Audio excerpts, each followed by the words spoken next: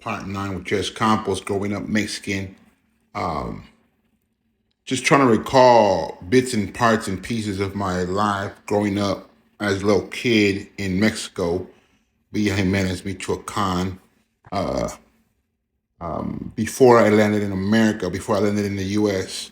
I'm trying to recall the little bits and parts of my life. So bear with me as I struggle to recall the little moments that mattered a lot. And I have the time to share. So maybe someone out there is going to say, hey, I had a similar experience, or I know what you're talking about. You know what I mean? So this is what it's about. You know what I mean? If you can try to relate or find things you can relate to, there's lots of episodes, there's lots of parts to this lifestyle book style documentary. So this part 9, and it's gonna drag on, man. It's gonna be 3 minutes each video.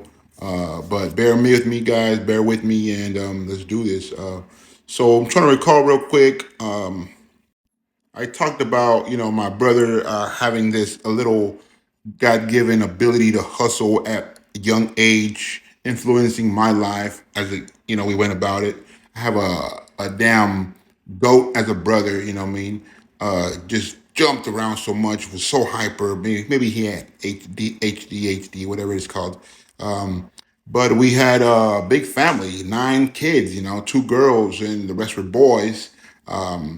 The little ones, they're learning their ways around, trying to figure out their own way. Me, I was trying to figure out my own ways around, We had to learn, how to be rough, how to be tough, because Mexico, living in Mexico, it wasn't easy. We had to struggle for everything to get around, to get a ride, to go from one place to another.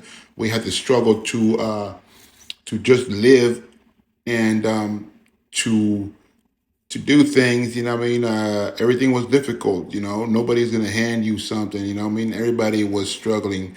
We lived in communities that were very poor, and everybody was, trying to take care of their own, and they might help out with what little bit they could.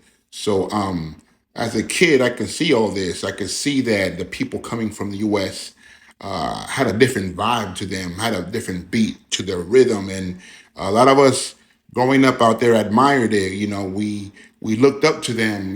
They came from somewhere. Where was this from? What are you wearing? What is that clothes? It says Made in USA. In other words, made in USA. You flip the shirt. And at the time, a lot of stuff was made in USA. So us Mexican kids, looking at kids coming from USA, we're like, God damn, that shit's made in USA, Made in USA.